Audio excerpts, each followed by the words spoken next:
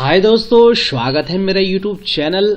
आज मैं आप लोगों को डिस्ट्रीब्यूशन सिस्टम के बारे में बताऊंगा। इसके अंदर मैं आपको फीडर, डिस्ट्रीब्यूटर और सर्विसमैन के बारे में बताऊंगा। जो लोग मेरे चैनल पे नए हैं, पहली बार मेरे वीडियो देख रहे हैं, मेरे चैनल को जरूर सब्सक्राइब करें और इस बेल आइकन को जरूर दबाएं ताकि जब भी मैं नई वीडियोस डालूं सबसे पहले आप तक पहुंचे। चलिए दोस्तों, वीडियो को अब स्टार्ट करते हैं। डिस्ट्रीब्यूशन सिस्टम पहले क्या होता है, इन्हें हम समझते हैं।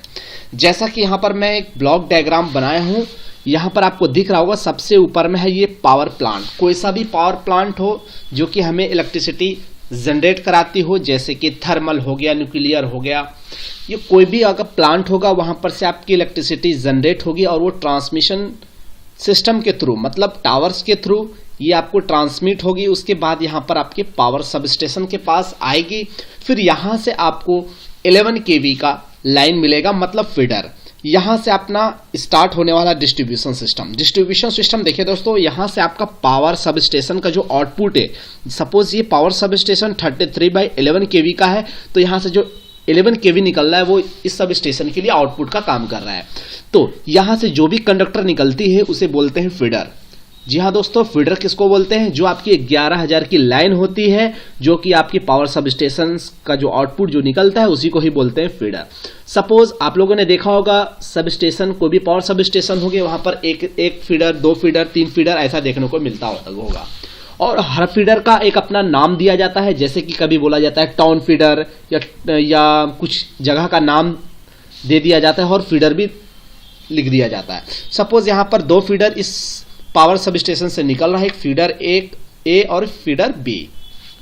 ये आपका यहाँ पर आपका डिस्ट्रीब्यूशन ट्रांसफार्मर है, ये डीटीआर स्ट्रक्चर है जहां पर आपका डिस्ट्रीब्यूशन ट्रांसफार्मर रखा है। इस फीडर पे सपोज ये है और यहां से आपकी एलटी लाइन निकल के पोल के थ्रू, एलटी पोल के थ्रू आपको जा रही है। फिर यहां पर भी फीडर ए, यहां पर भी उसी तरीके से डीटीआर स्ट्रक्चर है और वहां से एलटी लाइन निकल रही है। तो डिस्ट्रीब्यूशन सिस्टम कहां से कहां तक होगा? ये आपकी 11 kV लाइन से लेके आपके घर तक की लाइन को क्या बोलेंगे? डिस्ट्रीब्यूशन सिस्टम बोलेंगे। तो डिस्ट्रीब्यूशन सिस्टम क्या होता है? कुछ भी नहीं होता, वो कंडक्टर ही होता है। बट वो 11 kV लाइन से लेके 230 वोल्ट तक डिस्ट्रीब्यूशन सिस्टम। ये आपको और क्लियर होगा जब मैं इसको डिवाइड करके बताऊंगा, फीडर और डिस्ट्रीब्यूटर और सर्विसमैन। चलिए यहां पर देखिए डिस्ट्रीब्यूशन सिस्टम क्या हुआ? The part of power system which distribute electric power for local uses is known as distribution system, और distribution system is nothing is a conductor।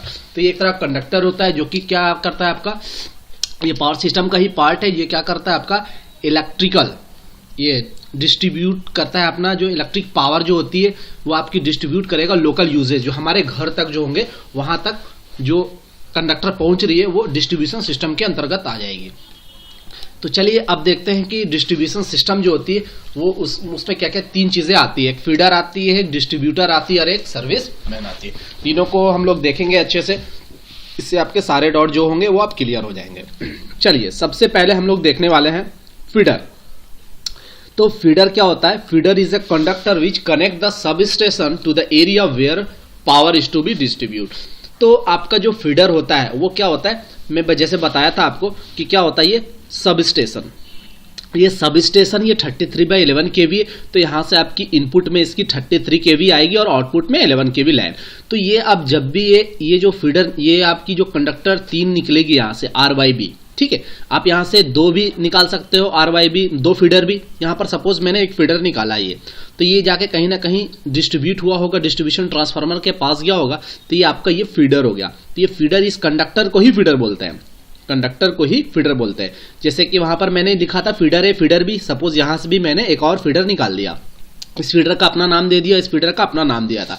क्योंकि अगर एक से अधिक जब फीडर होता है तो उसका नाम दिया जाता है। क्योंकि अगर सपोज 2 फीडर जा रही है, एक ये वाला, एक इधर से एक और जाती, तो क्या होता, अगर यहां पर कहीं पर फॉल्ट आया तो मुझे इस फीडर को बंद कराना, इस एक और फीडर उससे तो मुझे चालू रखना है, क्योंकि इससे मुझे काम नहीं। तो यहां पर जाके इस पावर सब स्टेशन से ये जो जिस फीडर पे आप काम कर रहे हो उस फीडर को बंद कराते हो, तो इसलिए फीडर का भी नाम दिया जाता है। तो फीडर कुछ नहीं है, वो कंडक्टर होता है। हाँ, एक और चीज कि कंडक्टर क्या होता है, नो टैपिंग इज प्रोवाइडेड। तो यहाँ फीडर में कभी भी किसी तरीके का टैपिंग नहीं होता, उसे फिर फीडर नहीं बोलेंगे। सपोज ये जा रहा है सीधा, ये आपका फीडर है, अगर आप यहाँ से 11 kV टैप करके यहाँ पर अगर आप DTI स्ट्रक्चर खड़े कर रहे हो, ट्रांसफार्मर इंस्टॉल कर रहे हो, तो यहाँ से जो आपने लाइन लिया तो ये आपका फीडर नहीं कहलाएगा। फीडर तो आपका मेन फीडर आपका यही है, फीडर आपका यही रहेगा। तो टैपिंग लेने से फीडर बदलता नहीं, ये आपका फीडर वही रहेगा, बट जो आपने टैपिंग किया ये आपका डिस्ट्रीब्यूटर कहलाएगा। चलिए आगे आपको डिस्ट्रीब्यूटर में समझ में आ जाएगा डिस्ट्रीब्यूटर है क्या। तो आपका फीडर क्लियर हो गया होगा। उसके बाद हम लोग आते हैं डिस्ट्रीब्यूटर पे। तो डिस्ट्रीब्यूटर क्या होता है? Distributor is a conductor from which tapping are taken for supply to the consumer. तो अब सबसे पहले हम लोगों ने क्या किया, यहां से एक फीडर गई, फीडर जाने के बाद ये DTI स्ट्रक्चर कहीं ना कहीं DTI स्ट्रक्चर इंस्टॉल होगा, वहां पर आपका कनेक्ट रहेगा। अब यहां से हम अब LT लाइन, इस ट्रांसफार्मर से LT लाइन हम लोग ले जाएंगे। पोल LT पोल जो होंगे वो आपके क्या होंगे? डिस्ट्रीब्यूटर होंगे। जी हाँ, डिस्ट्रीब्यूटर होंगे। ये देखिए जैसे कि आपका पावर सब स्टेशन, यहाँ से आपकी कोई एक फीडर आई, मान लो सपोज फीडर है, ये आपके यहाँ तक आपका ये फीडर हो गया। फिर यहाँ पर ये आपका DTI स्ट्रक्चर है और यहाँ से आपकी LT लाइन जा रही है LT पोल के थ्रू। तो ये जो आपको कंडक्टर दिख रहा है इसे बोलेंगे डिस्ट्रीब्यूटर। ये आपका इधर का एरिया पूरा जितना है ये आपका डिस्ट्रीब्यूटर कहलाएगा और ये आपका इधर का फीडर कहलाएगा।